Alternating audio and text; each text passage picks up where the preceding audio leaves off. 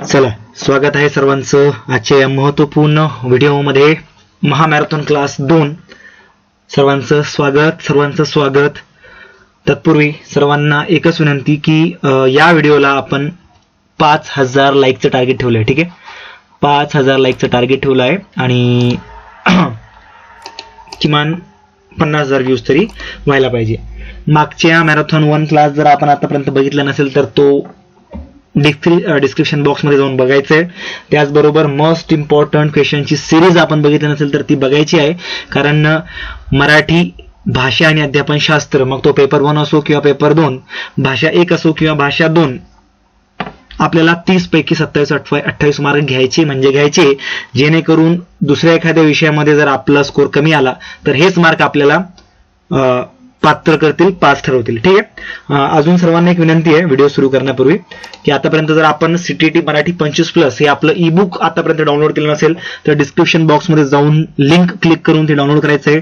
खूप उपयुक्त असं ई बुक आपण तयार केलं आहे. 10 क्वेश्चन पेपर सेट तुमच्यासाठी मी स्पष्टीकरणासह इथं घेऊन आलोय.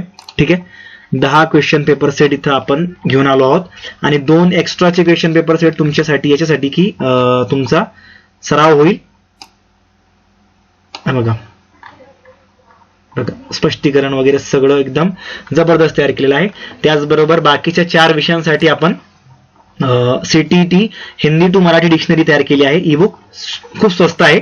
हे पण आपण जाऊन डिस्क्रिप्शन बॉक्समध्ये जाऊन सेकंड लिंकला क्लिक करून आपण हे हिंदीतले जे शब्द असतात जे आपल्याला मराठीमध्ये कळत नाही आणि जेणेकरून त्याच्यामुळे होतं असं की आपल्याला जे उत्तर येतात आणि नेमकं आपण माहितीच्या किंवा ऐकलेलं नसल्यामुळे आपल्याला त्याचं उत्तर आपलं कुठेतरी चुकून जातं आणि आपल्या हातातले मार्क जातात. त्याच्यामुळे ही ई बुक सुद्धा आपण डाउनलोड करू शकता. जास्त काही महाग नाहीये. ठीक आहे, चला सुरू करतो आजचा व्हिडिओ. नियम फक्त एवढाच आहे की आपण उत्तर देण्याचा प्रयत्न करायचा आहे आणि उत्तर देता देता कमेंट बॉक्समध्ये कमेंट करायचं आहे. आणि पुन्हा एकदा विनंती, लाईक केलं नसेल तर लाईक करा, चॅनलला सबस्क्राईब करा, हा व्हिडिओ सर्वांपर्यंत शेअर करा. चला, प्रश्न क्रमांक 1, साधनांची अधिकृतता म्हणजे काय? साधनांची अधिकृतता म्हणजे काय? पर्याय क्रमांक 1, विद्यार्थ्यांनी स्वतःच्या घरून आणलेली साधन सामग्री, शिक्षिकेने तिच्या वर्गासाठी लिहिलेली साधन सामग्री, अधिकारी वर्गाकडून साधन सामग्री लिहिली जाणे म्हणजेच विकसित होणे, की वास्तव जीवनात संदर्भात लिहिली गेलेली विकसित झालेली साधन सामग्री. स्क्रीन पाऊस करून आपण उत्तर द्यायचा प्रयत्न करायचा आहे. ठीक आहे, मी जातो उत्तराकडे. तर बघा, आपलं उत्तर आहे साधनांची अधिकृतता म्हणजे वास्तव जीवन संदर्भात लिहिली गेलेली विकसित झालेली साधन सामग्री. आता का बरं, याचं जर उत्तर आपण बघायला गेलो तर भाषा अध्यापन शास्त्रात अस्सल म्हणजेच अधिकृत साहित्य, ज्याला आपण इंग्रजीमध्ये म्हणतो ऑथेंटिक मटेरियल, ही संकल्पना महत्वाची मानली जाते. यामुळे पाठ्यपुस्तकासाठी खास तयार केलेले कृत्रिम मजकूर न वापरता प्रत्यक्ष दैनंदिन जीवनात वापरल्या जाणाऱ्या भाषेतून तयार झालेले साहित्य जसे की वर्तमानपत्र, जाहिराती, पत्रे, तिकीट, मेनू कार्ड इत्यादी वर्गात आणले जातात. असे साहित्य विद्यार्थ्यांना वास्तव संदर्भात भाषा कशी वापरली जाते हे समजण्यास मदत करतात आणि भाषा शिक्षण अधिक अर्थपूर्ण बनवतात. त्यामुळे विद्यार्थी केवळ पाठ्यपुस्तकी भाषेपुरते मर्यादित न राहता खऱ्या-खुऱ्या संवाद कौशल्यांशी जोडले जातात. म्हणून साधनांची अधिकृतता म्हणजे वास्तव जीवन संदर्भात लिहिली गेलेली व विकसित झालेली साधन सामग्री होय. त्याच्यामुळे पर्याय क्रमांक 4 हे आपलं पहिल्या प्रश्नाचं उत्तर इथं असणार आहे. जे नवीन आहेत चॅनलवर किंवा व्हिडिओवर त्यांनी व्हिडिओला लाईक करायचं आहे, चॅनलला सबस्क्राईब करायचं आहे आणि महामॅरेथॉन क्लासचा आपण भाग होणार आहात. व्हिडिओ जास्त मोठा होईल त्याच्यामुळे पाणी वगैरे सोबत घेऊन आपण बसायचं आहे, कारण आता परीक्षेला फारच कमी दिवस राहिलेले आहे. आणि डिस्क्रिप्शन बॉक्समध्ये मी जी लिंक दिली आहे तिथे जाऊन ई बुक्स नक्की डाउनलोड करा, खूप फायदा होईल. चला, पुढचा प्रश्न. इयत्ता 5वीची विद्यार्थिनी अपर्णा हिला समजते की ऐकण्याच्या प्रक्रियेत प्रत्येक ध्वनी, शब्द, नंतर वाक्य यांचा व्याख्यान किंवा ध्वनिफितीतील अर्थ लावण्यात अंतर्भाव असतो. ऐकणे शिकणे यासाठी ती कोणत्या पद्धतीवर विश्वास ठेवते? एक अपर्णा नावाची विद्यार्थिनी आहे, ती 5वीला शिकते. तिला काय समजतं की ऐकण्याच्या प्रक्रियेत म्हणजे आपण जेव्हा ऐकतो तर ध्वनी, शब्द आणि नंतर वाक्य यांचा व्याख्यान किंवा ध्वनिफितीतील अर्थ लावण्यात अंतर्भाव असतो. ऐकणे शिकणे यासाठी ती कोणत्या पद्धतीवर विश्वास ठेवते? अधोगामी किंवा ऊर्ध्वगामी म्हणजे कोणतीही नाही, म्हणजे अधोगामीही नाही आणि ऊर्ध्वगामी सुद्धा नाही. फक्त अधोगामी पद्धत ज्याला आपण टॉप डाऊन पद्धत म्हणतो, फक्त ऊर्ध्वगामी पद्धत ज्याला आपण बॉटम अप पद्धती म्हणतो, आणि अधोगामी आणि ऊर्ध्वगामी दोन्ही. ठीक आहे, अधोगामी आणि ऊर्ध्वगामी दोन्ही. पर्याय क्रमांक आपण 4 पर्याय आपण इथं बघितलेले आहेत. स्क्रीन पॉज करून आपण उत्तर द्यायचं कमेंट बॉक्समध्ये. मी जातो उत्तराकडे. तर आपलं उत्तर आहे पर्याय क्रमांक 3 की याला ऊर्ध्वगामी पद्धत म्हणजेच बॉटम अप पद्धती म्हणतात. आता का बरं, तर बघा, ऐकणे कौशल्याच्या प्रक्रियेसाठी ऊर्ध्वगामी म्हणजेच बॉटम अप आणि अधोगामी म्हणजेच टॉप डाऊन असे 2 दृष्टिकोन मानले जातात. ऊर्ध्वगामी पद्धतीत श्रोता प्रथम वैयक्तिक ध्वनी ओळखतो, त्यानंतर शब्द, मग वाक्ये आणि शेवटी संपूर्ण अर्थ अशा क्रमाने लहान घटकांपासून मोठ्या घटकाकडे म्हणजे मोठ्या अर्थाकडे प्रक्रिया करतो. म्हणजेच ही भाषिक इनपुटवर आधारित प्रक्रिया असते. या उलट अधोगामी पद्धतीत श्रोता आधीच्या ज्ञानाचा व संदर्भाचा वापर करून थेट एकूण आशय समजून घेतो. आपणाला प्रत्येक ध्वनी, शब्द, नंतर वाक्य असा क्रमवार अर्थ लावायचा असल्याने ती स्पष्टपणे ऊर्ध्वगामी म्हणजेच बॉटम अप पद्धतीवर विश्वास ठेवते, हे उतार्यावरून लक्षात येते. त्यामुळे पर्याय क्रमांक 3 हे आपलं उत्तर इथं बरोबर असणार आहे. चला पुढचा प्रश्न. भाषा शिक्षणात सर्वांगीण क्षमता म्हणजे सिस्टमॅटिक कॉम्पिटन्स म्हणजे काय? प्रत्येक माणसाकडे अनेक भाषांची व्यवस्था असे समजणे, भाषा एक व्यवस्था म्हणून कार्य करते असे समजणे आणि वापरणे, भाषेची एक व्याकरण व्यवस्था असते असे समजणे आणि वापरणे, की प्रत्येक भाषेची एक सारखी संरचनात्मक व्यवस्था असते असे समजणे. चला उत्तर बघूया. आपलं उत्तर आहे पर्याय क्रमांक 2.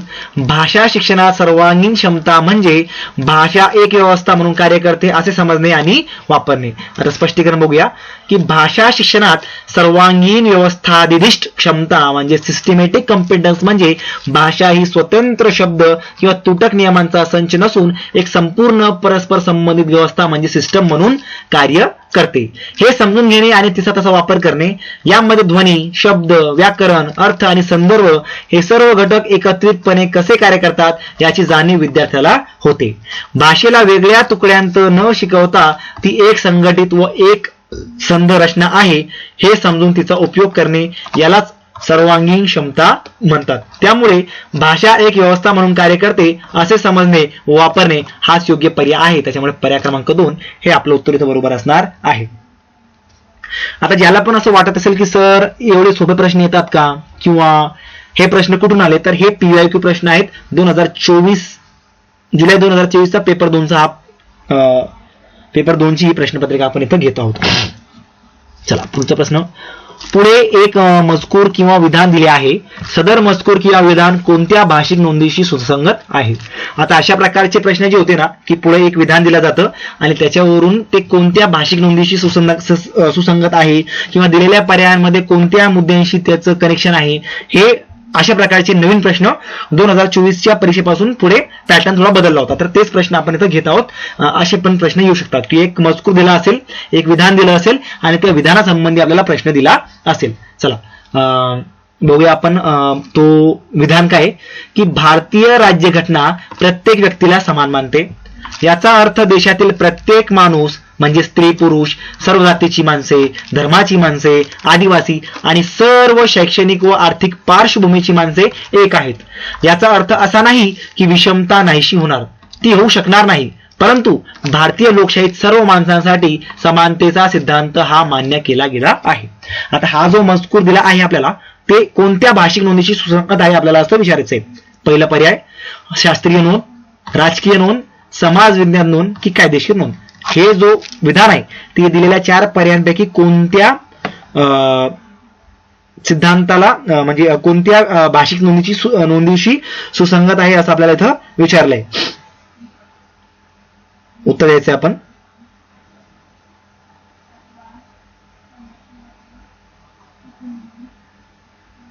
चला तर आपलं उत्तर आहे पर्याय क्रमांक 3 समाज विज्ञान नोंद. आता का बरं, तर बघा दिलेल्या उतार्यात भारतीय राज्यघटना सर्व व्यक्तींना समान मानते. यामध्ये स्त्री पुरुष, सर्व जाती धर्माचे लोक, आदिवासी आणि सर्व शैक्षणिक व आर्थिक पार्श्वभूमीच्या व्यक्तींचा समावेश होतो असे स्पष्टपणे नमूद आहे. हा मजकूर समाजातील समानता, सामाजिक रचना आणि विविध सामाजिक गटांमधील परस्पर संबंध याविषयी भाष्य करतो. त्यामुळे तो समाज विज्ञान म्हणजे सोशिओलॉजी या ज्ञान शाखेशी सुसंगत आहे. आंतरविद्याशाखीय भाषा शिक्षणात असे उतारे विद्यार्थ्यांना भाषिक कौशल्यांसोबतच सामाजिक जाणीवेही विकसित करण्यास मदत करतात. म्हणून योग्य नोंद समाज विज्ञान ही आहे. पर्याय क्रमांक 3 हे माझं उत्तर बरोबर असणार आहे. चला पुढचा प्रश्न. इयत्ता 6वीची शिक्षिका विद्यार्थ्यांनी पाठाचा अभ्यास करण्यापूर्वी त्याची पूर्वतयारी करण्यासाठी पाठातील मजकुराचा त्यांच्या पूर्वज्ञानाशी आणि अनुभवाशी संबंध लावते. ती कथा मजकूर प्रत्यक्षात शिकवण्यापूर्वी मुलांना त्यातील चित्रे पाहण्यास सांगते.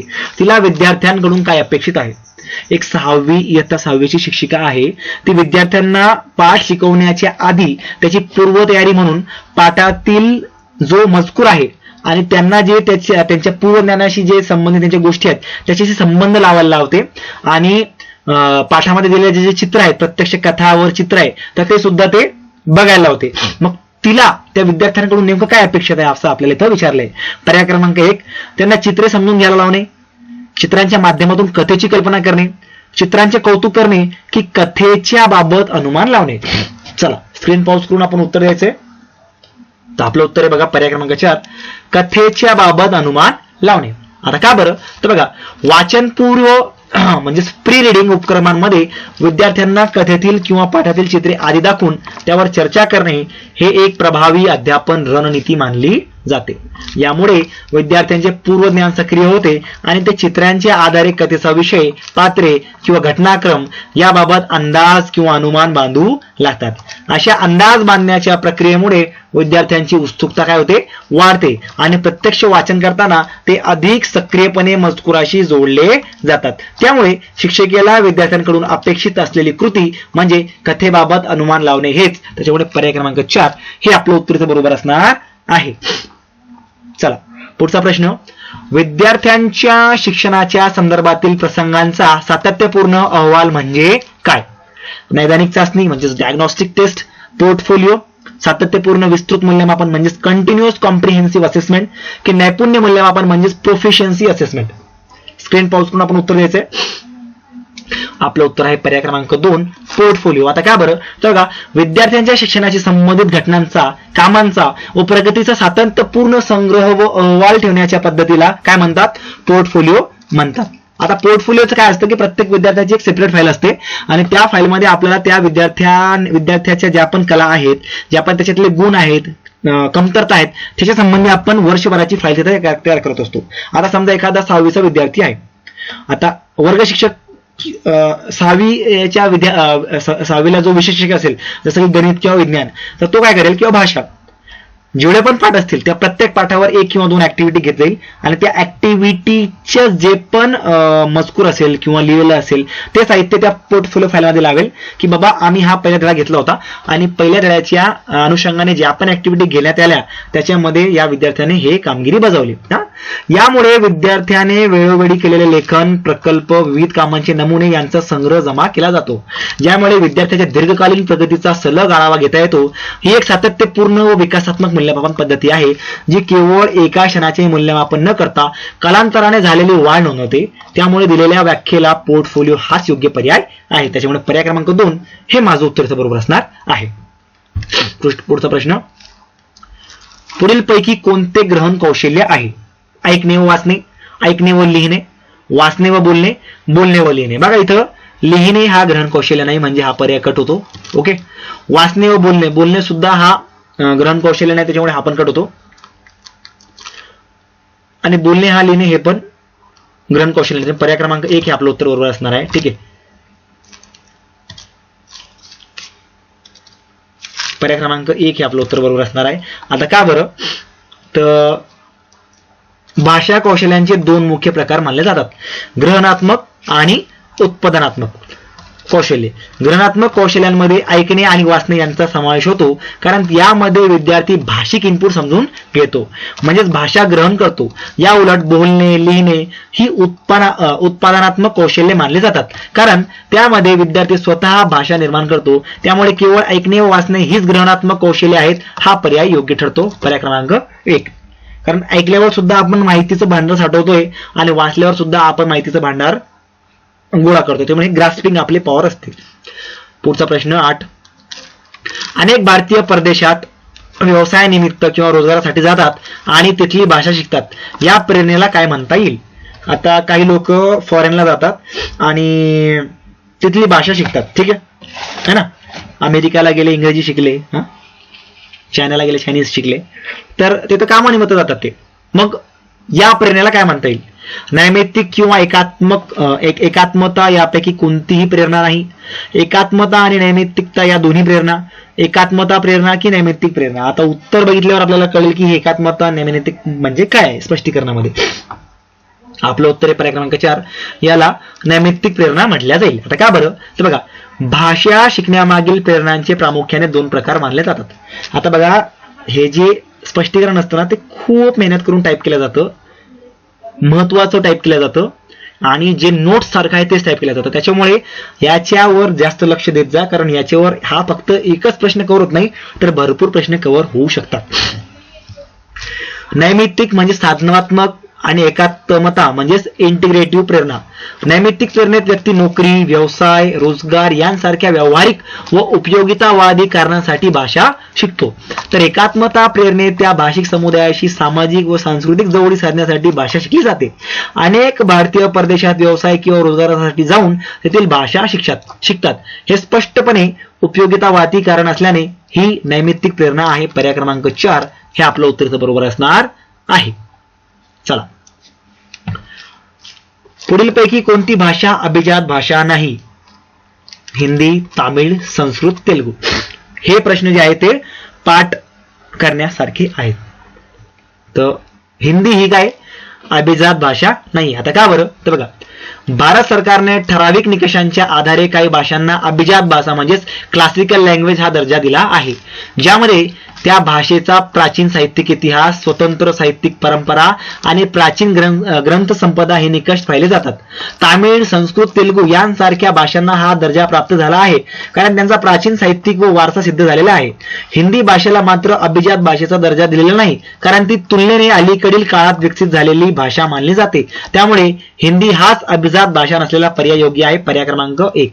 बघा, स्पष्टीकरणाची क्वालिटी बघा. फक्त उत्तर देऊन आपण मोकळ होत नाही तर त्याचं मागचं सगळं काही सांगत असतो. ठीक आहे, चला पुढचा प्रश्न क्रमांक 10. राष्ट्रीय शैक्षणिक धोरण म्हणजेच NEP नॅशनल एज्युकेशन पॉलिसी 2020 नुसार विदेशी भाषा अध्ययन या संदर्भात पुढीलपैकी कोणते विधान योग्य नाही? पर्याय क्रमांक 1. एक व्यतिरिक्त भाषा म्हणून फ्रेंच भाषा सुचवण्यात आलेली आहे. माध्यमिक पातळीवर विदेशी भाषा एक अतिरिक्त पर्याय म्हणून अभ्यासणे, की त्रिभाषा धोरणातील एक भाषा म्हणून विदेशी भाषेचा अंतर्भाव, आणि शेवटचा आहे विदेशी भाषेचा त्रिभाषा धोरणात एक भाषा म्हणून अंतर्भाव नसणे. स्क्रीन पॉज करून उत्तर द्यायचंय. चला, आपलं उत्तर आहे पर्याय क्रमांक 3. त्रिभाषा धोरणातील एक भाषा म्हणून विदेशी भाषेचा अंतर्भाव. आता स्पष्टीकरण जर बघायला गेलो तर बघा, राष्ट्रीय शैक्षणिक धोरण म्हणजेच NEP म्हणजेच नॅशनल एज्युकेशन पॉलिसी 2020 नुसार त्रिभाषा सूत्र म्हणजेच प्रामुख्याने भारतीय भाषांचा समावेश अपेक्षित असतो. तर माध्यमिक स्तरावर विद्यार्थ्यांना अतिरिक्त पर्याय म्हणून एखादी विदेशी भाषा जसे की फ्रेंच शिकण्याची संधी दिली जाते. मात्र विदेशी भाषेचा त्रिभाषा सूत्रातील एक भाषा म्हणून समावेश केला जात नाही. त्रिभाषा सूत्र हे भारतीय भाषांवर आधारित असून विदेशी भाषा हा त्या पलीकडील स्वतंत्र ऐच्छिक पर्याय आहे. त्यामुळे विदेशी भाषेचा त्रिभाषा धोरणात समावेश असणे हे विधान अयोग्य ठरते. त्याच्यामुळे पर्याय क्रमांक 3 हे आपलं उत्तर बरोबर असणार आहे. आतापर्यंत सुद्धा व्हिडिओला लाईक केलं नसेल किंवा चॅनलला सबस्क्राईब केलं नसेल तर प्लीज डू इट. आणि ज्याने सुद्धा आपली ई-बुक मराठी 25+ डाउनलोड केलं असेल तर डाउनलोड करा. डिस्क्रिप्शन बॉक्समध्ये लिंक दिलेली आहे. आणि CTET Hindi to Marathi dictionary ही सुद्धा लिंक दिलेली आहे, ती पण डाउनलोड करा. जास्त काही महाग नाहीये पण फायदा नक्कीच होईल. पुढीलपैकी कशाचा संबंध भाषेबद्दल ज्ञान याच्याशी आहे? म्हणजे एका गोष्टीचा संबंध भाषेबद्दलचे ज्ञान या विषयाशी आहे. नीतिगत क्षमता, निर्देशक ज्ञान, प्रक्रियाधिष्ठित ज्ञान की व्याकरणिक ज्ञान? तर याला आपलं उत्तर आहे निर्देशक ज्ञान. का बरं? तर बघा, भाषिक ज्ञानाचे प्रामुख्याने 2 प्रकार मानले जातात. निर्देशक म्हणजे घोषणात्मक ज्ञान आणि प्रक्रियात्मक ज्ञान. निर्देशक ज्ञान म्हणजे भाषेबद्दलचे तथ्यात्मक ज्ञान, व्याकरणाचे नियम, शब्दसंग्रह, भाषेची रचना याबद्दलची माहिती जी व्यक्तीला माहित असते पण जिचा प्रत्यक्ष वापर करता येईलच असे नाही. आणि प्रक्रियात्मक ज्ञान म्हणजे प्रत्यक्ष भाषा वापरण्याचे कौशल्य. भाषेबद्दलचे ज्ञान हे स्वरूपता माहितीपूर्व तथ्यात्मक असल्याने ते निर्देशक ज्ञानाशी म्हणजेच डिक्लेरेटिव्ह नॉलेजशी संबंधित आहे. त्याच्यामुळे पर्याय क्रमांक 2 हे आपलं उत्तर इथं बरोबर असणार आहे. पुढचा प्रश्न. इयत्ता 6वीची शिक्षिका बोलण्याच्या उपक्रमासाठी खालील कृती विकसित करते. वाळवंट आणि तिथल्या वातावरणावरचं 5 वाक्य बोला. ही कृती योग्य आहे किंवा अयोग्य हे ठरवण्यासाठी पुढीलपैकी योग्य कारण असलेले विधान निवडा. आता बघा 2024 येईपर्यंत प्रश्नांची क्वालिटी कशी वाढली होती तुम्हाला समजत असेल. एक 6वीची एक शिक्षिका आहे, ती मुलांना बोलण्यासाठी एक कृती देते. काय म्हणते ती की वाळवंट आणि तिथल्या वातावरणावर 5 वाक्य बोला. आता ही कृती योग्य आहे किंवा नाही हे ठरवण्यासाठी आपण पुढीलपैकी कोणतं कारण निवडणार आहे. 5वीच्या विद्यार्थ्याला असं विचारणं बरोबर आहे किंवा चुकीचं, ही कृती बरोबर आहे की नाही आपल्याला इथं ठरवायचंय, पण ते कोणत्या कारणावरून आपण ठरवू शकतो असं आपल्याला विचारलंय. ही योग्य कृती नाही कारण वाळवंट आणि तिथल्या वातावरण यावर बोलण्यासाठी अपेक्षित माहिती नाही. 2, ही एक योग्य कृती आहे कारण विद्यार्थ्यांनी भूगोलाच्या वर्गात वाळवंटाचा अभ्यास केला असणार म्हणजे त्यांना यावर बोलता येईल. 3, ही एक योग्य कृती आहे कारण यातून विद्यार्थ्यांना एखाद्या विषयावर बोलता येईल जसे वाळवंट. 4, ही योग्य कृती नाही कारण काही विद्यार्थ्यांना वाळवंटाबद्दल माहिती नसणार. 4 पर्याय, 4 विविध कारण आपल्याला दिलेले. तुम्हाला जे पडते तुम्ही स्क्रीन पॉज करून द्यायचे. मी जातो उत्तराकडे. तर आपलं उत्तर पर्याय क्रमांक 1, ही योग्य कृती आहे नाही कारण वाळवंट आणि तिथले वातावरण यावर बोलण्यासाठी अपेक्षित माहिती नाही. तर का बरं नाही तर बघा, बोलणे कौशल्य विकसित करण्यासाठी दिलेला उपक्रम विद्यार्थ्यांना अर्थपूर्ण व पुरेशा पूर्व माहिती सहित असावा लागतो. वाळवंट आणि तिथल्या वातावरणावर 5 वाक्य बोला या सूचनेत विद्यार्थ्यांना वाळवंटाबद्दल आवश्यक असलेली पूर्व माहिती किंवा प्रत्यक्ष अनुभव देण्यात आलेला नाही. त्यामुळे त्यांना अचानक त्या विषयावर बोलणे कठीण जाऊ शकते. प्रभावी बोलणे उपक्रमासाठी आधी विषय संबंधित चर्चा, चित्रे किंवा अनुभव पुरवणे आवश्यक असते. त्यामुळे ही कृती अयोग्य आहे कारण अपेक्षित माहितीशिवाय विद्यार्थ्यांना त्या विषयावर बोलणे शक्य होत नाही. त्याच्यामुळे पर्याय क्रमांक 1 हे आपलं उत्तर बरोबर आहे. चला पुढचा प्रश्न. भाषेची बोली या संदर्भातले पुढीलपैकी कोणते विधान योग्य आहे. म्हणजे 3 योग्य आहे, 1 योग्य आहे, 3 अयोग्य आहे. काही वेळा विविध सामाजिक गट एकाच भाषेच्या विविध बोली बोलतात. भाषेच्या बोली परिसरानुरूप बदलतात. एका भाषेच्या विविध बोली बोलणारी माणसे दुसऱ्या बोलीतला माणूस काय बोलतो ते समजतात. की बोली ही व्यापक श्रेणीत असते आणि भाषा ही लहान श्रेणीत असते. चला तर आपलं उत्तर आहे पर्याय क्रमांक झेड म्हणजे सर्वच. बरोबर का, सर्व पर्याय बरोबर आहेत. आता का बरं तर बघा, भाषाशास्त्रात बोली म्हणजे डायलेक्ट. आता सर्व बरोबर आहेत. तुमचा प्रश्न पडला असेल की सर आम्ही मग सर्व बरोबर आहेत तर उत्तर पत्रिकेमध्ये कोणतं द्यायचं, ए द्यायचं, बी द्यायचं, कशी द्यायचं. तर तुम्ही ए जरी दिलं असतं तरी तुम्हाला मार्क भेटला असता, बी जरी दिला असता तरी मार्क भेटला असता, म्हणजे कोणतं दिलं असतं तरी मार्क पूर्ण मिळाला असता. यालाच म्हणतो सर्व झेड म्हणजे सर्व पर्याय बरोबर आहेत. आणि हे तुम्हाला सीटीटीच्या उत्तरपत्रिकेमध्ये लिहून दिलेलं असतं की या प्रश्नाचे सर्वच पर्याय बरोबर होते. मग 4चे 4 ज्यांना पण जे दिलं ते त्याला पूर्ण मार्क मिळतो. बघा, भाषाशास्त्रात बोली या संकल्पने संदर्भात अनेक वैशिष्ट्ये मानली जातात. एकाच भाषेचे वेगवेगळे सामाजिक गट वेगवेगळ्या बोली बोलू शकतात. बोली या भौगोलिक प्रदेशानुसार बदलतात. एकाच भाषेतील वेगवेगळ्या बोली बोलणारे व्यक्ती सर्वसाधारणपणे एकमेकांचे बोलणे समजू शकतात आणि बोलणी ही तुलनेने व्यापक संकल्पना मानली जाऊन भाषा ही तिच्यातील एक संकुचित प्रकार मानले जाते. असे वेगवेगळे भाषा वैज्ञानिक दृष्टिकोन मानले जातात. दिलेली सर्व 4ही विधाने बोलीच्या विविध पैलूंचे योग्य वर्णन करत असल्याने या प्रश्नाचे उत्तर सर्व पर्याय म्हणजे झेड असे आहे. चला पुढचा प्रश्न. पुढीलपैकी कोणते कार्य समाकलित शिक्षण कौशल्याला उत्तेजना देते. लेख लिहिणे, भूमिका अभिनय, नियत कार्य म्हणजेच असाइनमेंट आणि पर्याय 4 म्हणजेच प्रकल्प कार्य. तर आपलं उत्तर आहे पर्याय क्रमांक 4 प्रकल्प कार्य. आता का बरं तर बघा, समाकलित भाषा शिक्षण कौशल्य म्हणजे ऐकणे, बोलणे, वाचणे आणि लिहिणे हे 4ही कौशल्य एकत्रितपणे वापरली जाणे. प्रकल्प कार्यामध्ये विद्यार्थ्यांना माहिती गोळा करण्यासाठी वाचन व ऐकणे, गट चर्चेसाठी बोलणे आणि अंतिम अहवाल तयार करण्यासाठी लिहिणे अशा सर्व कौशल्यांचा एकत्रित व सुसंगत वापर करावा लागतो. त्यामुळे प्रकल्प कार्य हे इतर पर्यायांचे जसे की निबंध लेखन, भूमिकाभिनय, नियतकार्य तुलनेत सर्वाधिक प्रमाणात समाकलित कौशल्यांना चालना देणारे कार्य ठरते. त्याच्यामुळे पर्याय क्रमांक 4 हे आपलं उत्तर बरोबर असणार आहे. चला पुढचा. ससंदर्भ व्याकरण शिक्षणाच्या संदर्भात पुढील धोरणाला काय म्हणता येईल? आता हे धोरण दिले आपल्याला. भाषिक घटकांचा ससंदर्भ परिचय, विद्यार्थ्यांना भाषा घटकांकडे लक्ष देण्यास सांगणे, वास्तव जीवन संदर्भात त्यांचा वापर करण्यास सक्षम करणे आणि भाषा घटकांना ओळखण्यास विद्यार्थ्यांना प्रवृत्त करणे. जाणीव उन्नत करणे, मनोबंध तयार करणे, निगमन पद्धती की शोध पद्धती. 4 पर्याय तुमच्या समोर दिलेले आहेत. उत्तर देण्याचा प्रयत्न करायचा आहे. मी जातो उत्तराकडे. तर याला जाणीव उन्नत करणे म्हणजेच कॉन्शियसनेस रेझिंग असं म्हणतात. ठीक आहे.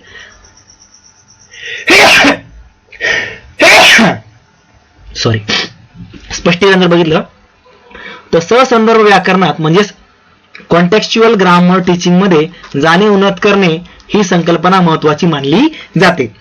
यामध्ये विद्यार्थ्यांना भाषिक घटक थेट नियम म्हणून पाठ न करता संदर्भासहित सादर करून त्यांच्याकडे लक्ष वेधले जाते, जेणेकरून विद्यार्थी स्वतः ते घटक ओळखण्यास व वास्तव जीवनात वापरण्यास सक्षम होतात. ही पद्धत यांत्रिक उजळणीऐवजी विद्यार्थ्यांची भाषिक घटकांबाबतची सजग जाणीव विकसित करण्यावर भर देते. त्यामुळे दिलेलं धोरण कॉन्शियसनेस रेझिंग या संकल्पनेशी सुसंगत आहे. पर्याय क्रमांक 1 हे आपलं उत्तर बरोबर असणार आहे. चला पुन्हा एकदा विनंती सर्वांना की आतापर्यंत सुद्धा ई बुक आपण डाउनलोड केली नसेल, ठीक आहे, तर डिस्क्रिप्शन बॉक्स मध्ये जाऊन लिंकला क्लिक करून आपण आपली ही जबरदस्त ई बुक 12 क्वेश्चन पेपर सेटची स्पष्टीकरणासह आणि खूप साऱ्या संकल्पना क्लिअर होतील अशा प्रकारची आहे. आणि त्याच्यानंतर हिंदी आणि मराठी शब्द जे असतात त्यांची ही डिक्शनरी आहे. जवळपास 400 शब्द आहेत. ही पण एकदा नजर फिरवली तरी तुमचा खूप फायदा होईल त्याच्यात. ठीक आहे, तर हे डाउनलोड करा. ठीक आहे. पुढचा प्रश्न क्रमांक 16. अश्विनीला ओरिया भाषा तिच्या जन्मापासून येते आणि ती इंग्रजी आणि हिंदी शिकते. या विधानाच्या आधारे पुढीलपैकी कोणत्या पर्याय बरोबर नाही? म्हणजे 3 पर्याय बरोबर आहेत आणि 1 पर्याय चुकीचा आहे. अश्विनी नावाची मुलगी आहे, तिला ओरिया भाषा तिच्या जन्मापासून येते म्हणजे तिची ती मातृभाषा झाली आणि नंतर ती इंग्रजी आणि हिंदी सुद्धा शिकायला लागली आहे. तर फक्त एवढं विधान घेऊन आपल्याला पुढीलपैकी कोणतं पर्याय चुकीचं आहे हे आपल्याला ओळखायचं आहे. पर्याय क्रमांक 1, तिचे इंग्रजी शिक्षण म्हणजे भाषा आत्मसात करणे. तिचे ओरिया शिक्षण म्हणजे भाषा आत्मसात करणे आहे. तिचे हिंदी शिक्षण म्हणजे भाषा शिक्षण. तिचे इंग्रजी शिक्षण म्हणजे भाषा शिक्षण. बघा, जी लहानपणापासून वातावरणातून, घरातून, परिसरातून जे भाषा आपण घेतो त्याला आत्मसात करणे म्हणतात. म्हणजे तिचे ओरिया शिक्षण मातृभाषा आहे म्हणजे हा पर्याय बरोबर आहे. जी भाषा आपण नंतर शिकतो कोणत्याही कार्यासाठी वर्गामध्ये तर त्याला आपण भाषा शिक्षण म्हणतो. म्हणजे हिंदी ती शिकते ना नंतर, मग हे पर्याय पण बरोबर आहे. आणि इंग्रजी पण शिकते म्हणजे हे पर्याय पण बरोबर आहे. पण इंग्रजी ती आत्मसात करते का? नाही. तर हा पर्याय पहिला चुकीचा आहे. आता का बरं? तर बघा, भाषा संपादन म्हणजेच आत्मसात करणे आणि भाषा शिक्षण म्हणजेच लँग्वेज लर्निंग यामध्ये महत्वाचा फरक मानला जातो. आत्मसात करणे ही नैसर्गिक, अजाणतेपणे व जन्मापासून वातावरणातून सहजपणे होणारी प्रक्रिया असते, जसे की मातृभाषा शिकणे. तर भाषा शिक्षण ही जाणीवपूर्वक व औपचारिक पद्धतीने शिकवली जाणारी प्रक्रिया असते. अश्विनी ओरिया भाषा जन्मापासून शिकते त्यामुळे ती आत्मसात करणे ठरते. तर इंग्रजी व हिंदी या तिला औपचारिकपणे शिकवल्या जातात त्यामुळे त्या भाषा शिक्षणात या प्रकारात मोडतात. त्यामुळे इंग्रजी शिक्षण म्हणजे भाषा आत्मसात करणे हे विधान चुकीचे ठरते. पर्याय क्रमांक 1 हे आपलं उत्तर बरोबर असणार आहे. पुढचा प्रश्न. नैमित्तिक प्रेरणा तेव्हा असते जेव्हा माणूस पुस्तक लिहिण्यासाठी भाषा शिकतो, माणूस रोजगारात सारख्या कारणास्तव भाषा शिकतो, माणूस त्या मूळ भाषक लोकांशी जवळीक साधण्यासाठी भाषा शिकतो, की माणूस त्या लोकांच्या सामाजिक धार्मिक सुधारण्यासाठी भाषा शिकतो. आता 4-5 प्रश्नांपूर्वीच एक प्रश्न याच्यावरच होता. म्हणजे या प्रश्नपत्रिकेमध्ये 2 प्रश्न एकाच टॉपिकवर आलेले आहेत आणि पुढील 2-4 दिवसामध्ये मागील 2019 पासून, ठीक आहे, 2019 पासून जेवढे पण पेपर झालेले आहेत त्या सर्वांचे प्रश्न कोणत्या कोणत्या टॉपिक्स मधून आलेले आहेत त्याचं एक नोट्स आपण तयार करणार आहोत आणि ते नोट्स तुम्हाला पुढच्या 5 दिवसामध्ये मिळणार आहे.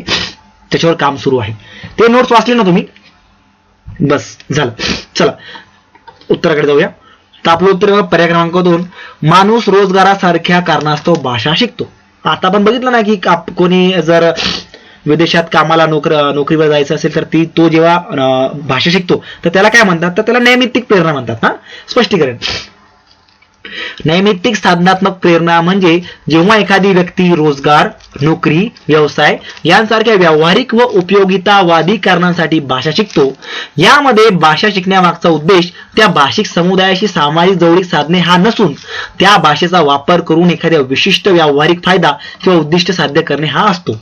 याउलट मूळ भाषक लोकांशी जवळीक साधण्यासाठी किंवा त्यांच्या सामाजिक धार्मिक सोहळ्यांसाठी भाषा शिकणे ही एकात्मता प्रेरणा मानली जाते. त्यामुळे रोजगारासाठी भाषा शिकणे हे नैमित्तिक प्रेरणेचे योग्य उदाहरण आहे. ठीक आहे. चला, कृपा आणि करण हे दोघे जुळे भाऊ. कृपा आणि करण दोघे जुळे भाऊ. ओके, कृपा मला मुलीचं नाव वाटतंय. दोघे जुळे भाऊ मणिपुरीची एक बोली वापरतात, मात्र बोलताना त्यांच्यात फरक जाणवतो. बोली भाषी बोलण्याची त्यांची वैयक्तिक शैली म्हणजे काय? मणिपुरी आयडिओलेक्ट, बोली, भाषण कृती. 2 भाऊ आहेत, जुळे भाऊ आहेत. मणिपुरीची एक बोली ते बोलतात, पण बोलताना दोघांमध्ये फरक जाणवतो. एक थोड्या वेगळ्या स्टाईलने बोलतो आणि एक थोड्या वेगळ्या स्टाईलने बोलतो. तर त्यांची जी वैयक्तिक शैली आहे त्याला काय म्हणतो आपण? मणिपुरी म्हणतो, आयडिओलेक्ट म्हणतो, बोली म्हणतो की भाषण कृती म्हणतो? चला, त्याला आपण काय म्हणतो? आयडिओलेक्ट. का बरं? तर बघा, आयडिओलेक्ट म्हणजे एखाद्या व्यक्तीची स्वतःची वैयक्तिक भाषा वापरण्याची शैली, उच्चार, शब्द निवड, वाक्यरचना यांतील त्या व्यक्तीचे वैशिष्ट्यपूर्ण वैयक्तिक स्वरूप होय. कृपा आणि करण हे जुळे भाऊ मणिपुरी भाषेची एकच बोली वापरत असले तर त्यांच्या बोलण्यात व्यक्तिगत फरक जाणवतो, कारण प्रत्येक व्यक्तीची भाषा वापरण्याची पद्धत वेगळी असते. जरी दोघेही एकाच बोलीचे व भाषेचे वापर करते असले तरी त्यामुळे त्या वैयक्तिक भाषिक शैलीला आयडिओलेक्ट असे म्हणतात. हाच योग्य पर्याय ठरतो. त्यामुळे पर्याय क्रमांक 2 हे आपलं उत्तर बरोबर असणार आहे. नेक्स्ट, भारतीय राज्य घटनेमध्ये इंग्रजीला कोणता दर्जा देण्यात आला आहे? संविधानिक संस्थाची भाषा, कार्यालयीन भाषा, सहयोगी कार्यालयीन भाषा, विदेशी भाषा. आता हा प्रश्न पाठांतर करण्यायोग्य आहे.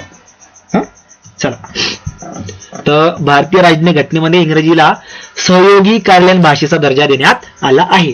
आता का बरं? तर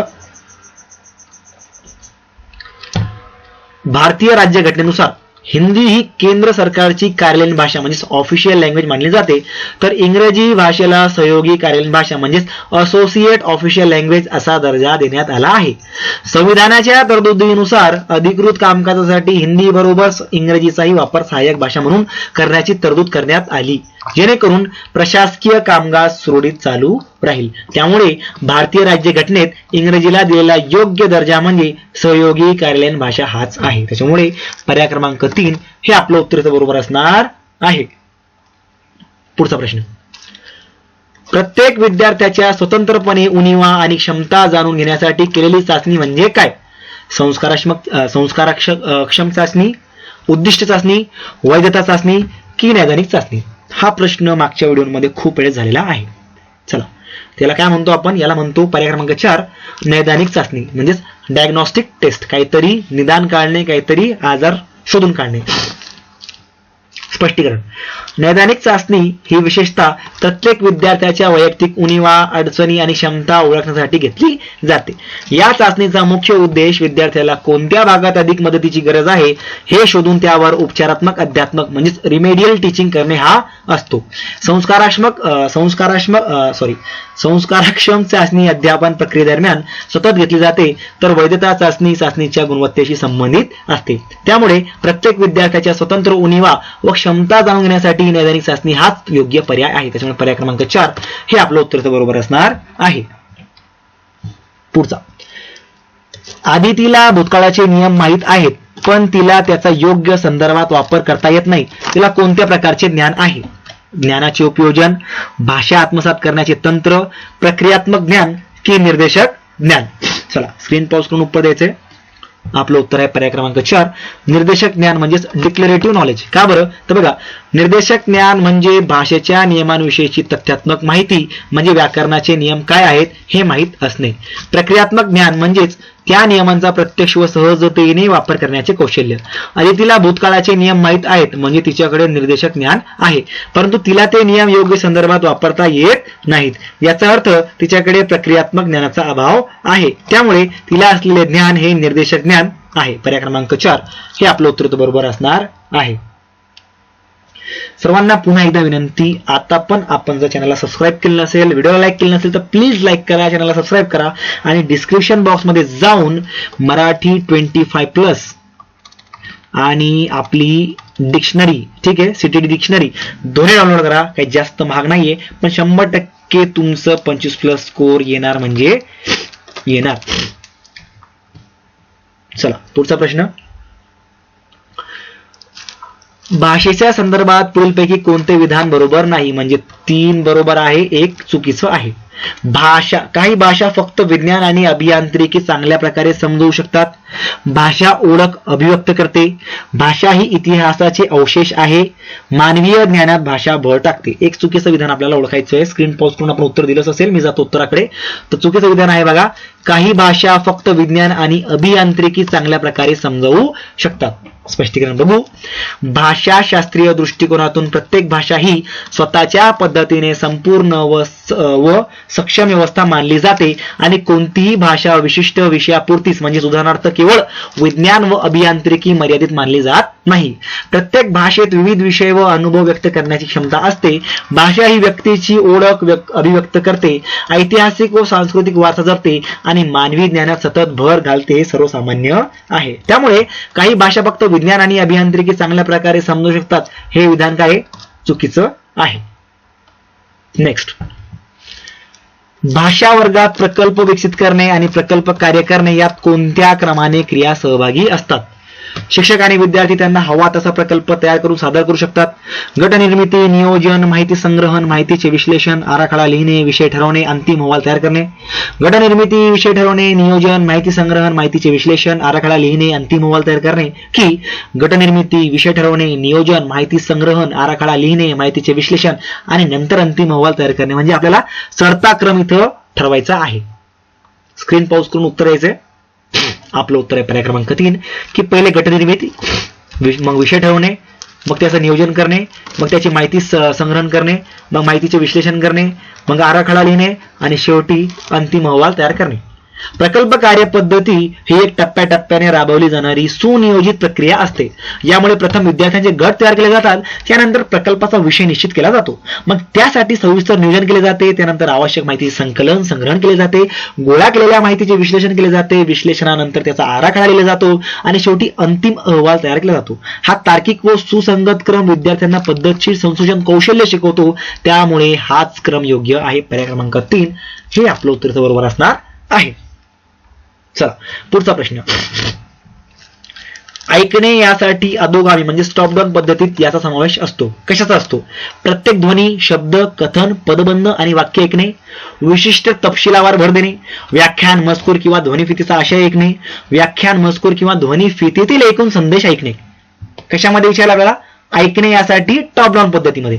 स्क्रीन पॉज करून उत्तर दिला असेल तर मी जातो पुढे. ओके, आपलं उत्तर आहे पर्याय क्रमांक 4 व्याख्यान, मजकूर किंवा ध्वनिफितीतील एकूण संदेश ऐकणे. बघा, ऐकणे कौशल्याच्या अधोगामीस म्हणजे टॉप डाउन पद्धतीत श्रोता आधीच्या ज्ञानाचा, संदर्भाचा आणि अपेक्षांचा वापर करून सुरुवातीपासूनच संपूर्ण मजकुराचा व भाषणाचा एकूण संदेश व आशय समजून घेण्याचा प्रयत्न करतो. वैयक्तिक ध्वनी किंवा शब्दांवर लक्ष केंद्रित न करता या उलट ऊर्ध्वगामी म्हणजे बॉटम अप पद्धतीत प्रत्येक ध्वनी, शब्द व वाक्य यांचे बारकाईने विश्लेषण करून अर्थ लावला जातो. त्यामुळे व्याख्यान, मजकूर किंवा ध्वनिफितीतील एकूण संदेश ऐकणे हाच अधोगामी पद्धतीत समाविष्ट होणारा योग्य पर्याय आहे. त्याच्यामुळे पर्याय क्रमांक 4 हे आपलं उत्तर बरोबर इथं असणार आहे. सर्वांना पुन्हा एकदा विनंती, व्हिडिओ कसा वाटतोय ते कमेंट करून नक्कीच सांगा, कारण खूप मेहनत लागते, 2-2 दिवस जातात एवढं टाईप करायला, एवढं स्पष्टीकरण वगैरे लिहायला. त्याच्यामुळे मेहनतीसाठी एक लाईक, एक सबस्क्राईब आणि ई बुक्स नक्कीच डाउनलोड करा, नक्कीच परचेस करा. ठीक आहे. पुढचा प्रश्न. इयत्ता 7वीच्या शिक्षिकेला लेखन कार्यात एका माणसाचे तपशील लिहायला सांगायचे आहेत. ती वर्गाबाहेर जाऊन एका फेरीवाल्याला त्याच्या टोपलीसह घेऊन येते. ती त्याला जवळपास 7 मिनिटे वर्गात थांबायला सांगते आणि विद्यार्थ्यांना गटात बसून त्या फेरीवाल्याचे विवरण तपशील लिहिण्यास सांगते. या उपक्रमात त्या फेरीवाल्याची काय भूमिका आहे? एका 7वीच्या शिक्षिकेने काय सांगितलं मुलांना की एका माणसाचा तपशील लिहा, आणि तिने काय केलं, बाहेर एक फेरीवाला काहीतरी विकत होता, त्याला त्याच्या टोपलीसह वर्गात घेऊन आली आणि मग विद्यार्थ्यांना सांगितलं की तुम्ही काय करा की या फेरीवाल्याबद्दल काहीतरी लिहा. मग या कृतीमध्ये त्या फेरीवाल्याची नेमकी काय भूमिका आहे? एक साधन म्हणून, एक शिक्षण सहाय्यक म्हणून, फक्त फेरीवाला म्हणून, की उपक्रमात सहभाग घेणारा म्हणून? स्क्रीन पॉज करून आपण उत्तर द्यायचं. मी जातो उत्तराकडे. तर आपलं उत्तर आहे पर्याय क्रमांक 1 की त्या फेरीवाल्याची भूमिका काय? साधन. का बरं? तर बघा, भाषा वर्गात प्रत्यक्ष वस्तू, व्यक्ती किंवा प्रसंग हे अध्यापनासाठी अत्यंत प्रभावी साधन म्हणून वापरले जातात, कारण त्यामुळे विद्यार्थ्यांना वास्तव व मूर्त अनुभवांच्या आधारे लेखन निरीक्षण कौशल्य विकसित करतात येतात. या उपक्रमात शिक्षिकेने फेरीवाल्याला वर्गात आणले हे त्याला काही शिकवण्यासाठी नव्हे, तर विद्यार्थ्यांना निरीक्षणातून वर्णनात्मक लेखन शिकवण्यासाठी एक साधन म्हणून वापरण्यासाठी आणले आहे. त्यामुळे हे उपक्रमात फेरीवाल्याची भूमिका ही अध्यापन साधन अशीच आहे. त्याच्यामुळे पर्याय क्रमांक 1 हे आपलं उत्तर बरोबर असणार आहे. चला पुढचा प्रश्न. इयत्ता 7वीची शिक्षिका मुलांना मजकुरातील लोक आणि समाज यांचे महत्व आणि ओळख याबद्दल समजून घेण्यास सांगते. या उपक्रमातून शिक्षिकेला विद्यार्थ्यांच्या कोणत्या क्षमतेला उत्तेजन देण्याचे लक्ष आहे? साहित्यिक कौशल्य, भाषा साक्षरता, सर्जनशील साक्षरता की विश्लेषणात्मक वाचन? चला स्क्रीन पॉज करून उत्तर द्यायचंय. तर आपलं उत्तर आहे पर्याय क्रमांक 3 सर्जनशील साक्षरता. का बरं? तर बघा, मजकुरातील लोकांचे व समाजाचे महत्व आणि ओळख समजून घेणे ही प्रक्रिया केवळ पृष्ठस्तरीय वाचनापुरती मर्यादित नसते, तर त्यासाठी विद्यार्थ्यांना मजकुरातील परिस्थिती, पात्रे आणि सामाजिक संदर्भ यांचा अर्थ स्वतःच्या आकलनातून व कल्पनाशक्तीच्या आधारे जुळावा लागतो. अशा प्रकारे मजकुराच्या पलीकडे जाऊन स्वतः अर्थरचना करणे आणि सामाजिक व मानवी महत्वाचा स्वतः जाणून घेणे या सर्जनशील साक्षरता म्हणजेच क्रिएटिव्ह लिटरेसी असे म्हटले जाते. त्यामुळे या उपक्रमातून शिक्षिकेचे लक्ष विद्यार्थ्यांच्या सर्जनशील साक्षरतेला उत्तेजन देणे आहे. त्याच्यामुळे पर्याय क्रमांक 3 हे आपलं उत्तर इथं बरोबर असणार आहे. चला पुढचा प्रश्न. राष्ट्रीय शैक्षणिक नीती म्हणजेच NEP 2020 ने पुरस्कृत केलेल्या अभिजात भाषेच्या अभ्यासासंदर्भात पुढीलपैकी कोणते विधान योग्य नाही? बघा, आता NEP 2020 चे प्रश्न या प्रश्नपत्रिकेमध्ये खूप आलेले आहेत, त्याच्यामुळे NEP सुद्धा खूप महत्वाचा टॉपिक इथं आहे. अभिजात भाषेचा माध्यमिक पातळीवर एक मुख्य भाषा म्हणून अभ्यास, अभिजात भाषेचा माध्यमिक पातळीवर एक अतिरिक्त भाषा म्हणून अभ्यास, अभिजात भाषेचा त्रिभाषा धोरणातील एक भाषा म्हणून अभ्यास, की अभिजात भाषेचा पूर्वतयारीच्या म्हणजेच प्रिपॅरेटरी पातळीवर अभ्यास? स्क्रीन पॉज करून आपण उत्तर द्यायचंय. तर आपलं उत्तर आहे पर्याय क्रमांक 2 अभिजात भाषेचा माध्यमिक पातळीवर एक अतिरिक्त भाषा म्हणून अभ्यास. आता स्पष्टीकरण जर बघितलं तर बघा, राष्ट्रीय शैक्षणिक धोरण म्हणजेच नॅशनल एज्युकेशन पॉलिसी 2020 नुसार संस्कृत, तामिळ, तेलुगू यांसारख्या अभिजात भाषांना प्रोत्साहन देण्यासाठी माध्यमिक स्तरावर व या भाषांचा अतिरिक्त पर्याय म्हणून अभ्यास करण्याची तरतूद करण्यात आली आहे. म्हणजेच त्रिभाषा सूत्राबाहेर एक स्वतंत्र अतिरिक्त संधी म्हणून विद्यार्थी अभिजात भाषा निवडू शकतो. ती मुख्य भाषा म्हणून किंवा त्रिभाषा धोरणातील एक अनिवार्य भाषा म्हणून लादलेली नाही, तर विद्यार्थ्यांना समृद्ध साहित्यिक वारशाशी जोडण्यासाठी एक ऐच्छिक अतिरिक्त संधी म्हणून दिलेली आहे. त्यामुळे माध्यमिक पातळीवर अतिरिक्त भाषा म्हणून अभ्यास हा योग्य पर्याय ठरतो. पर्याय क्रमांक 2 हे आपलं उत्तर बरोबर असणार आहे. पुढचा प्रश्न. पुढील उतारा वाचा आणि मजकूर कोणत्या विषयाच्या नोंदीशी संबंधित आहे ते सुचवा. क्रांती झाल्यानंतर अचानक हे बदलता येऊ शकते असे वाटले. युरोप आणि एशियासह जगातील अनेक भागात वैयक्तिक अधिकार आणि नियंत्रित सामाजिक अधिकार याबाबत नवीन विचारांवर चर्चेला सुरुवात झाली. भारतात राजा राम मोहन राय आणि डिरोझिओ यांनी फ्रेंच राज्य क्रांतीच्या प्रस्तुततेची चर्चा केली. वसाहतींच्या विकासानंतर या विचारांची सामाजिक परिवर्तनाच्या संदर्भात पुनर्मांडणी झाली. आता हा जो मजकूर दिलेला आहे तो कोणत्या विषयाशी निगडीत आहे आपल्याला इथे विचारलंय. क्रांती नोंद, विज्ञान नोंद, राजकीय नोंद की समाज विज्ञान नोंद? याच प्रश्नपत्रिकेमध्ये आधी सुद्धा हा प्रश्न आलेला आहे. चला उत्तर आपण बघूया. तर याला म्हणू शकतो आपण समाज विज्ञान नोंद. का बरं? तर बघा, दिलेला उतारा फ्रेंच राज्यक्रांतीनंतर वैयक्तिक हक्क, सामाजिक अधिकार आणि सामाजिक परिवर्तन यांविषयीच्या नवीन विचार प्रवाहांची चर्चा करतो. तसेच भारतातील राजा राम मोहन राय व डिरोजिओ यांसारख्या समाज सुधारकांनी या विचारांची सामाजिक संदर्भात कशी पुनर्मांडणी केली हे स्पष्ट करतो. हा मजकूर मूलतः समाज रचना, सामाजिक बदल आणि सामाजिक विचार प्रवाह यांच्याशी संबंधित असल्याने तो समाज विज्ञान म्हणजे सोशिओलॉजी या ज्ञान शाखेच्या नोंदीशी सुसंगत ठरतो. त्यामुळे योग्य पर्याय समाज विज्ञान नोंद हा आहे, पर्याय क्रमांक 4. चला पुढचा प्रश्न. इयत्ता 8वीचे शिक्षक सुभाष खेदाने म्हणतात भाषिक मूल्यमापन सर्वसाधारणपणे ग्रहण कौशल्यांना म्हणजेच रिसेप्टिव्ह स्किल्स महत्व देत नाही. त्यांच्या मते ग्रहण कौशल्य म्हणजे काय? 8वीचे शिक्षक आहेत सुभाष नावाचे शिक्षक आहेत, ते खूप खेदाने म्हणताय की भाषिक मूल्यमापन सर्वसाधारणपणे ग्रहण कौशल्यांना महत्व देत नाहीत. त्यांच्या मते ग्रहण कौशल्य म्हणजे काय? बोलणे आणि लिहिणे, ऐकणे आणि लिहिणे, बोलणे आणि वाचणे, ऐकणे आणि लिहिणे. आता हा जो प्रश्न आहे तो सिच्युएशनल बेस्ड प्रश्न आहे. जाऊया उत्तराकडे. तर आपलं उत्तर आहे बघा, ऐकणे आणि वाचणे. का बरं? तर बघा, भाषा कौशल्यांच्या वर्गीकरणानुसार ऐकणे आणि वाचणे ही ग्रहणात्मक म्हणजे रिसेप्टिव्ह कौशल्य मानली जातात. कारण या दोन्ही कौशल्यांमध्ये विद्यार्थी बाह्य भाषिक इनपुट स्वीकारतो व समजून घेतो, स्वतः भाषा निर्माण करत नाही. या उलट बोलणे आणि लिहिणे ही उत्पादनात्मक म्हणजेच प्रोडक्टिव्ह कौशल्ये असतात. भाषिक मूल्यमापनात सामान्यतः बोलणे व लिहिणे यांसारख्या उत्पादनात्मक कौशल्यांना अधिक महत्त्व दिले जाते व ऐकणे वाचणे यांकडे तुलनेने दुर्लक्ष होते. हे शिक्षकांचे निरीक्षण आहे. त्यामुळे ग्रहण कौशल्य म्हणजे ऐकणे आणि वाचणे हाच पर्याय योग्य आहे. त्याच्यामुळे पर्याय क्रमांक 4 हे उत्तर आपल्या इथं बरोबर असणार आहे. चला पुढचा प्रश्न. विद्यार्थ्याला कळते समजते की भाषा ही एक व्यवस्था म्हणून कार्य करते, याला काय म्हणतात? धोरणात्मक सामर्थ्य, संज्ञापनात्मक सामर्थ्य, व्यवस्थाधिष्ठित सामर्थ्य की समाज भाषा वैज्ञानिक सामर्थ्य? स्क्रीन पॉजवरून उत्तर द्यायचंय. तर विद्यार्थ्याला कळते समजते की भाषा ही एक व्यवस्था म्हणून कार्य करते. कोणती व्यवस्था? व्यवस्थाधिष्ठित सामर्थ्य. आता स्पष्टीकरण बघितलं तर व्यवस्थाधिष्ठित सामर्थ्य म्हणजे सिस्टमॅटिक कॉम्पिटन्स म्हणजे भाषा ही स्वतंत्र तुटक घटकांचा संच नसून एक संघटित परस्पर संबंधित व्यवस्था म्हणून कार्य करते, याची जाणीव विद्यार्थ्याला असणे व त्यानुसार भाषेचा वापर करता येणे. या उलट संज्ञापनात्मक सामर्थ्य म्हणजे प्रभावी संवाद साधण्याची क्षमता, तर समाज भाषा वैज्ञानिक सामर्थ्य म्हणजे सामाजिक संदर्भानुसार भाषा वापरण्याची क्षमता. दिलेल्या प्रश्नात भाषा ही एक व्यवस्था म्हणून कार्य करते हे समजणे स्पष्टपणे नमूद असल्याने योग्य पर्याय व्यवस्थाधिष्ठित सामर्थ्य म्हणजे सिस्टमॅटिक कॉम्पिटन्स हाच आहे. चला तर अशा प्रकारचे आजची ही आपली मॅरेथॉन इथंच थांबूया. आपला 30 पैकी किती स्कोर आला कमेंट बॉक्स मध्ये नक्की सांगायचं आहे. व्हिडिओ कसा आवडला ते पण सांगायचं आहे. तुमच्या काही क्वेरीज असतील, तुम्हाला काही पाहिजे असेल ते पण सांगायचं आहे. आणि CTET 25+ डाउनलोड करायचं तर डिस्क्रिप्शन बॉक्स मध्ये जाऊन डाउनलोड करा. त्याचबरोबर CTET Hindi to Marathi dictionary download करायची, ती पण डाउनलोड करा. नक्कीच 30 पैकी आपले 26 ते 27 मार्क येतील म्हणजे येतील. ठीक आहे. स्क्रीनवर आपल्याला बाकीचे व्हिडिओ दिसत असतील, मॅरेथॉन क्रमांक 1 दिसत असेल ती पण बघा. त्याचबरोबर व्हिडिओला लाईक केलं असेल व्हिडिओला लाईक करा, चॅनलला सबस्क्राईब करा आणि व्हिडिओ शेअर करा. थँक्यू.